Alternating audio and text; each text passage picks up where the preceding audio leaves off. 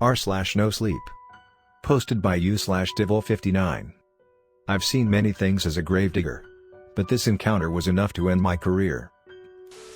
I worked as a gravedigger for a lot of my life. I'm aware it seems like a dated profession, and one that's rather clandestine, all things considered. But, honest work or not, it was fiscally rewarding enough to help me place food on the table, to earn a deposit and a steady mortgage.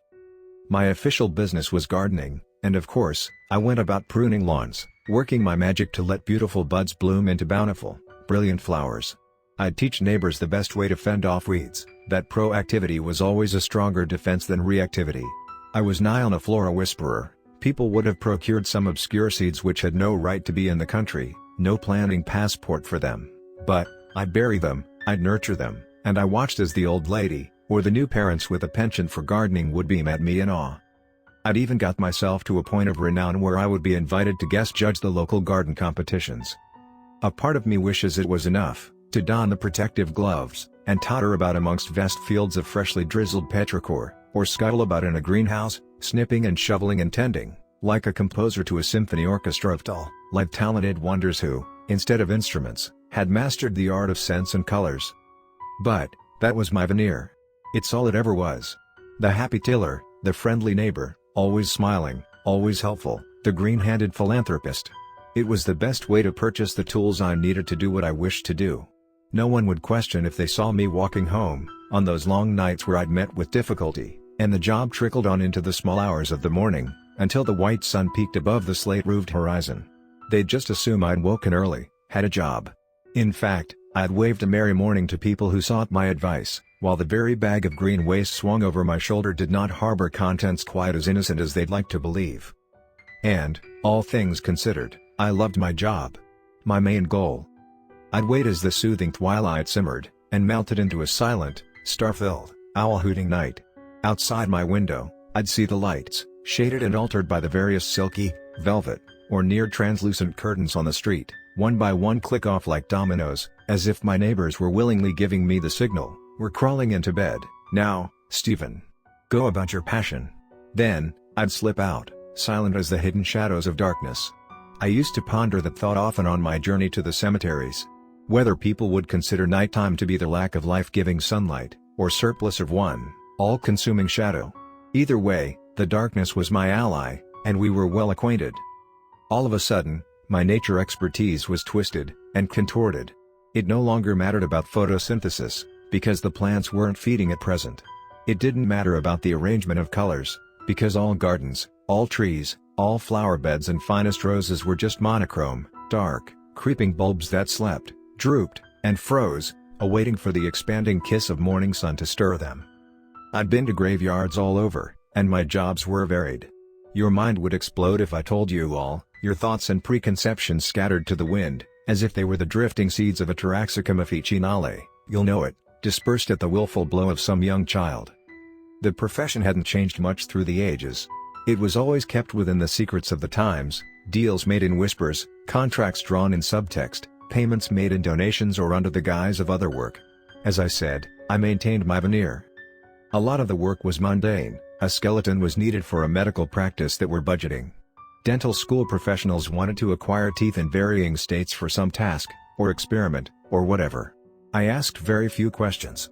Other jobs were a little more tinged with drama. Someone had done some research, found my contact deals through some malcontent and told me they have wind of someone being buried with riches beyond what most of us would earn in a lifetime. I'd dig, or snoop, and unearth to find either an empty, broken coffin, with an undignified scattering of bones in a near-human form, and nothing but dust and wiggling, scrambling insects who were furious at being disturbed, so far down as they were. But, other times, the wedding ring wreathed a spindly, brown finger bone, offering no contest as I slipped it off the cold digit. I'd hold it in my palm, and bring my eye close to it. They always gleamed, reflecting the dazzle of the distant stars or lurking moon, as if trying to secure their right to beauty. As if they were performing their best so that I take them with me, find another warm, plump finger to live on, revel in being a token, a trinket of happiness, of holy matrimony.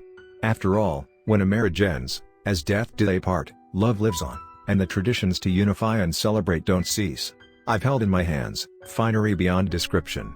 Amulets, which opened with a groan of disuse to display some faded, barely visible image behind the cracked glass. Necklaces that were so thick that to let them coil on my hand was like finding an entire chest, or some so thin, delicate and fine, that it was almost like a single thread, a brittle, frangible thing that seemed to whisper a hushed thanks as it trailed languidly into a little glinting rivulet. Oh, the rings, both band and fixed gem, ruby, sapphire, emerald, diamond, pearl, platinum, onyx, jerem-jevite, fire opal, red beryl, bonitoite, jade, were worth more in currency and memories than anything I could find in the most scrupulous antique dealer's business. Oh, the rich in their death dress as fancy as in their life, often even better, as their family want their last impression to reflect the opulent magnificence they commanded in life.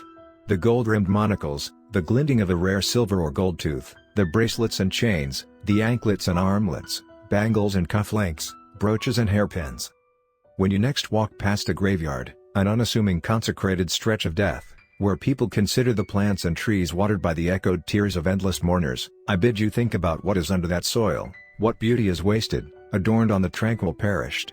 If their soul lives on, they've paid their fare for the ferry over the Styx, they've been admitted by St. Peter, they're resting in Valhalla, have been judged and homed for eternity, have begun their next life on this cruel, mortal coil, or have withered and rotted into the earth, feeding the cycle of life.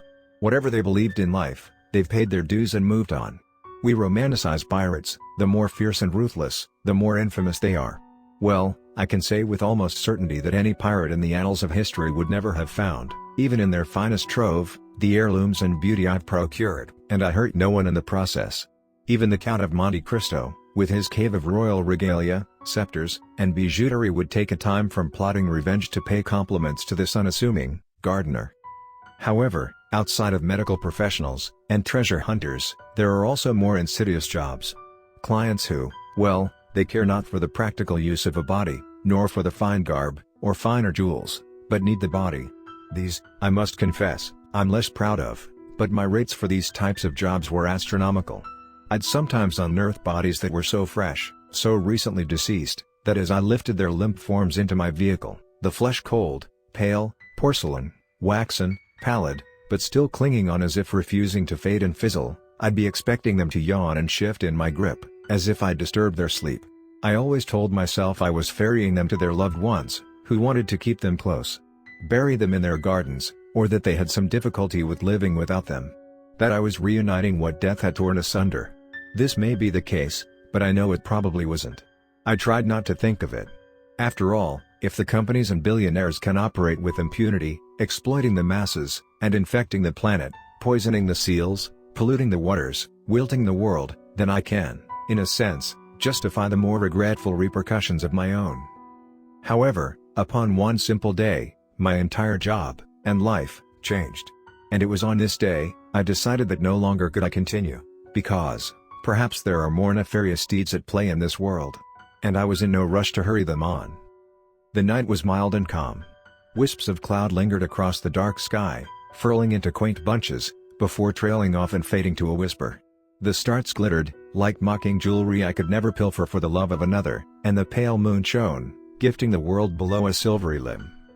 I had wormed my way around the large park that adjoined the cemetery wall, traversing the grass, which had begun to bathe itself into gathering dew. My boots were shining, glistening a faint reflection of the moonlight. I clambered over the wall, and greeted the crude stones, the lurching church with its spire thrusting upward, as if to touch the hand of God. It was a simple job, just an old skeleton, a female. The employer was someone I had worked with before, and paid well for a job with little specifics. These were easy jobs. I didn't have to search for a stone, much more difficult when the light is absent, and decades, or centuries, or vandals, had effaced the carving. The stone, though strong and unmoving, suffers loss and fades into memory, just like the body it represented. I began trouncing into the more decrepit, less tended, far corner of the cemetery, where the bodies had slept through the ages, and all those who loved and mourned their loss were now amongst them in their afterlife, or eternal rest. And, soon, I began to go about my exhumation. I had a low, dull lamp, but I'd only switch it on in intervals to avoid detection. The last thing I ever needed was some diligent caretaker, or lingering member of piety, or even miscreant children hanging about the grounds for a blameless night, to spot a glowing orb in the distance and decide to investigate. It had never happened before, and I never knew how I'd react. I never wanted to know. I'd become a master of observing what was before me when I flashed the dull lamp on, framing it in my mind like a prized landscape, plunging the world into darkness, and then digging until I needed to switch the lamp back on and review. The trees above were hanging low, the dark, colorless boughs and clawed leaves reaching down, hovering above my head and tickling at my shoulder like an eager apprentice, desperate to get a better look. Every so often, a wispy and willful gust would play about the grounds, like the spirits of all the long-forgotten children racing and frolicking in the joy life never offered them. I took a moment, to respect the thought, and listened as the leaves tittered in admiration for the youthful specters. The work was slow and hard. The initial dig is much easier around this time, when the ground is softened by the sweet moisture of the night, but after a while, the consistency resolves and it's a battle between man and earth. I took a moment to breathe, and reached for my canteen. I'd always take a gulp of water, then reach for my flask for a sip of whiskey, never to get tipsy, but to give myself an inner warmth. It always helped, especially in the colder months. But, as I brought the silver rim to my lips, I saw a glimmer in the distance. Just for a second. As if a star had plummeted to the ground, fallen from grace and was pulsing in the throes of death. I paused, for a moment, as the gust slipped past, from a rush to a hush, and I felt my heart booming beneath my rib cage. A flash of all the ribs I'd seen in my career stormed across my mind's eye, but I shook them out, peering in the direction where I saw the sudden, low glimmer. I paused, watching with pulsing anxiety, wondering exactly what it was. It was only there for a moment, and then fizzled into the night. I'd never believed in ghosts, I'd spent endless nights in cemeteries, and was yet to see the echo of a spirit lingering in this world. I decided to place my tools down, and quiet as a cat, ventured over to the general direction, being careful to pay heed to any incongruous noise, and scanning the black world of lich, stone and weeping tree, thinking I may see a silhouette darting from my approach. But nothing. I couldn't exactly pinpoint where the light bloomed, but I leant against a tree, hiding my form behind it, and peering, waiting, wondering. It was difficult to say how long I was there for, as the ghastly zephyr sailed on by, and the scuttles and shuffling of the wild could be heard here and there. I decided I may have somehow caught the glimpse of a car light far in the distance, or even imagined the entire thing. Perhaps the canteen snatched a glimpse of the brilliant moon, and reflected it in a quick display that I barely caught it. There was nothing else it could have been, of course. So, I decided to retreat, and meandered my way, taking care not to step on the graves as I did so. I may dig them up for my financial stability, but I still treated them with irreverence. After all, I wouldn't go stepping on people's beds when they were lulled in a slumber, eternal or not. However, when I reached my destination, I was absolutely nonplussed to find an elderly man sitting right there. He was on the edge of the grave, his buttocks resting on the height difference I'd carved, his legs atop the slight cavity. He didn't seem surprised to see me wandering back over, but rather expectant. Pleased.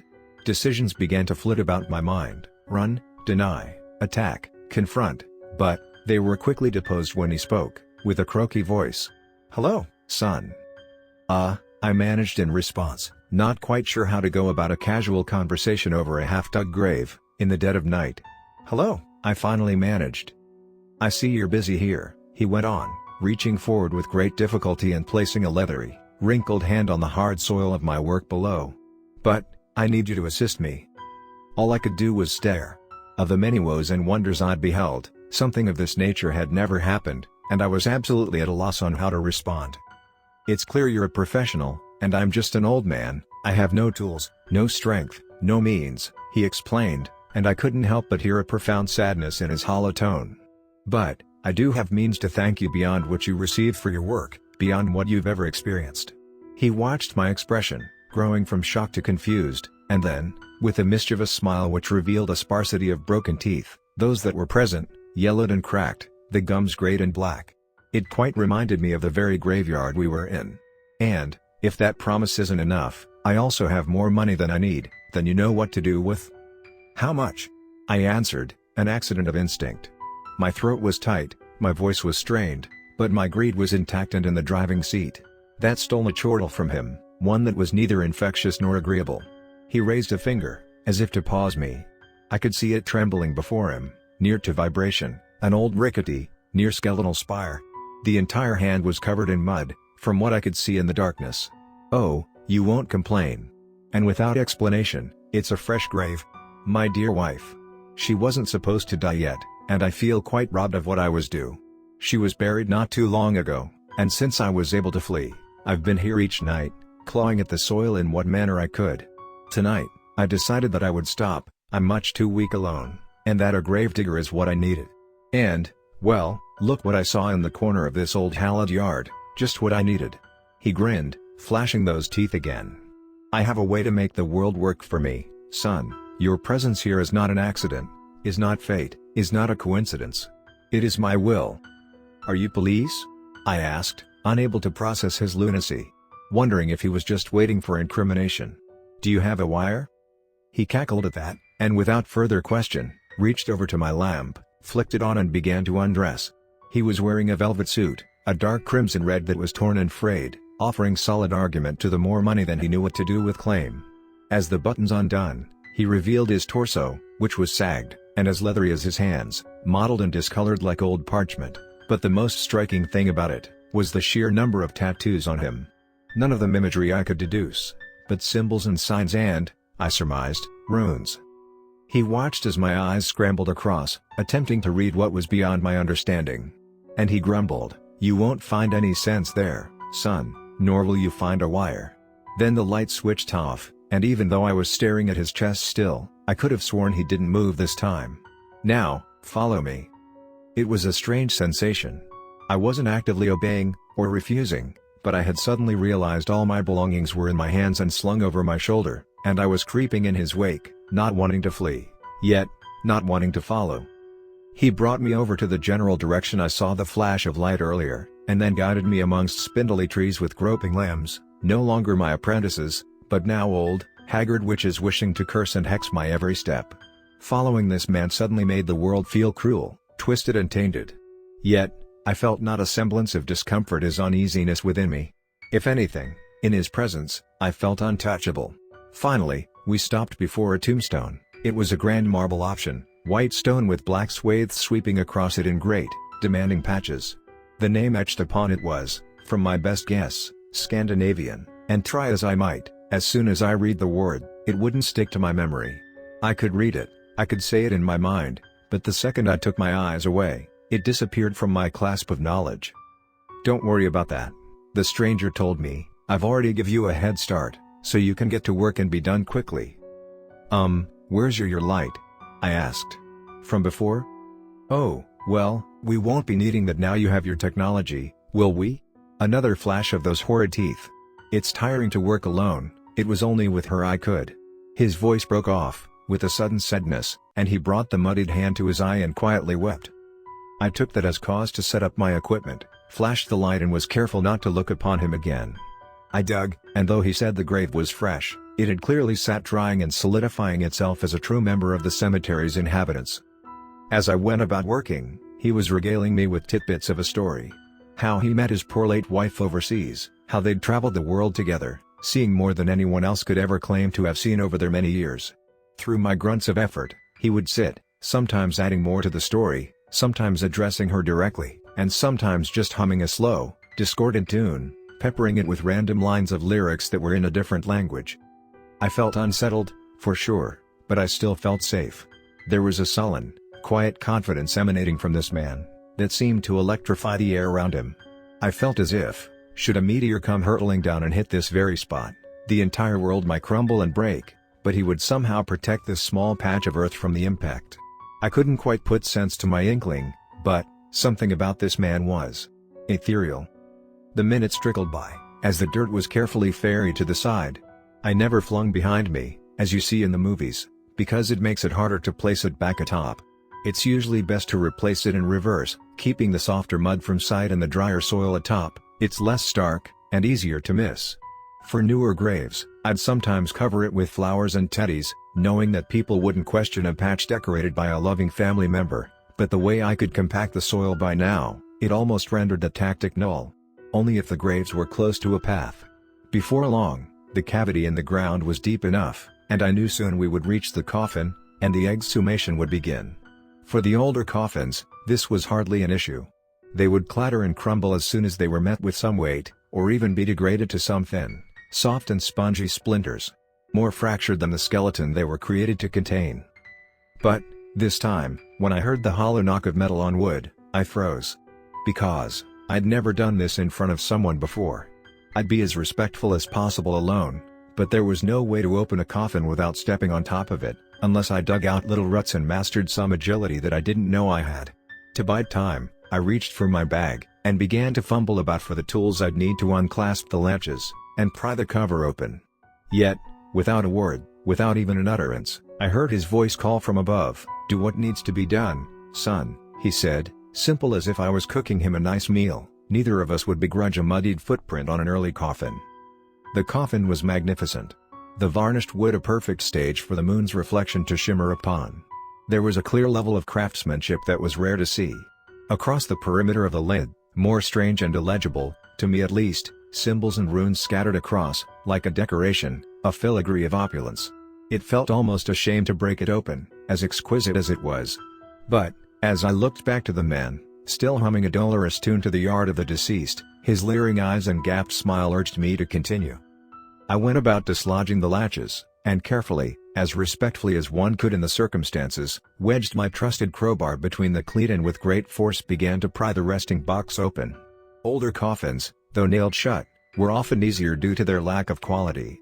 The newer ones often had slats, or latches, or sealant.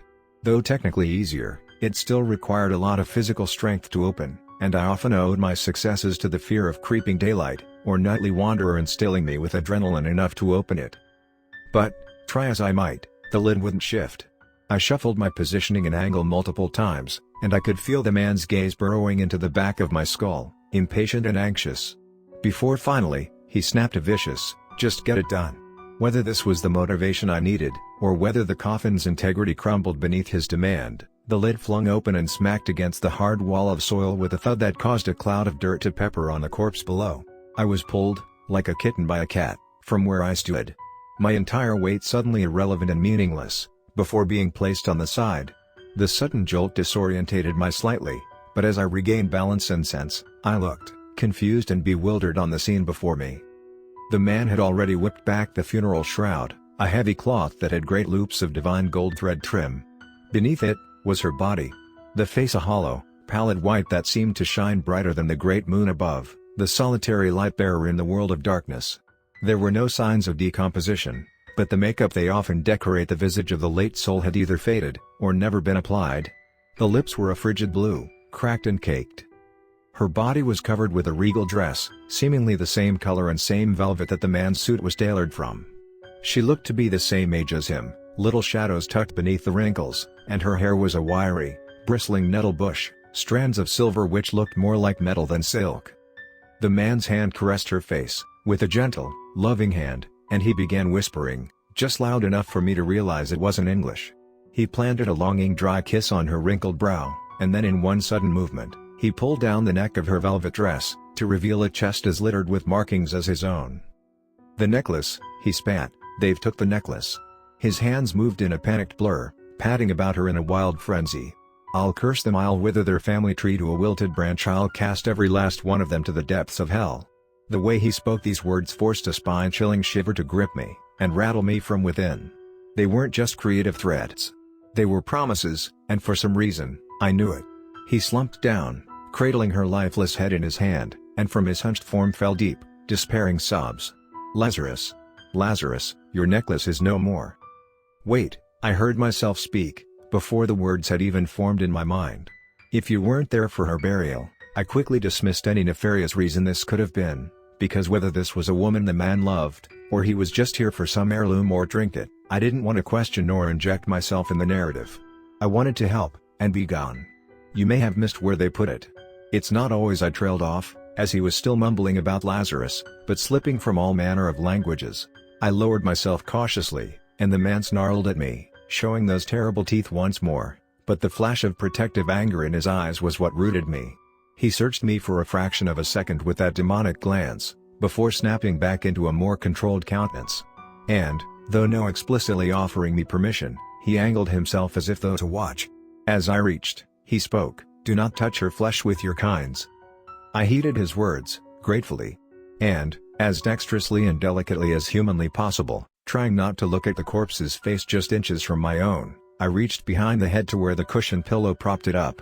I knew it was a common practice, that actually stemmed from my very profession, and somehow trickled into reverential modern tradition, to place items of worth in a little sack, and tuck it behind, or next to the pillow. This was no different. Before long, I retrieved a small pouch. Again, the fabric was the same strange velvet as his suit, her dress, and the little rope that tied it shut was of a golden hue. I passed it up to him, and quickly clambered out the grave, just waiting. I could see fear on his face, and he closed his eyes whilst uttering what could only have been a prayer. Or something of that ilk. He carefully untied the rope, and ventured a wrinkled talon into the pouch and, as if handling a hazard, procured the most beautiful necklace I had seen in all my life.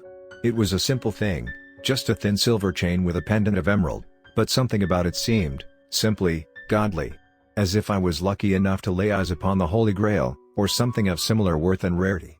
The emerald within was hardly sizable, but it still winked a stunning flash, and I realized it wasn't a reflection, but a property of the jewel itself. This thing almost certainly was not of this world. Yet, there it lay, in the open palm of this wanderer.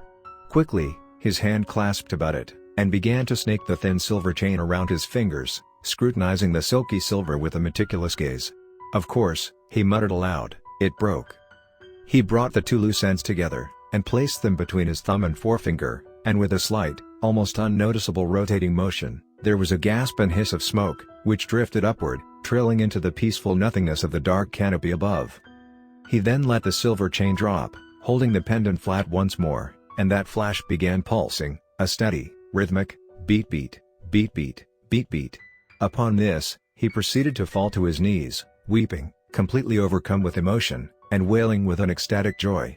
I glanced around, terrified of the sudden sound, as if a klaxon to anyone nearby. But, in a vexing realization, I noticed that as soon as I turned away from him, the sound ceased. Everything was still. Behind us, just a silent, silver-kissed cemetery lay, unassuming and undisturbed. I forced a quick glance at the great church windows, their stained glass undiscernible in the gloom. Then turned back. Nothing. The grave was empty, the man was gone, the corpse had disappeared. All that lay in the center was the small velvet pouch, bunched and open enough for me to see other items of jewelry within.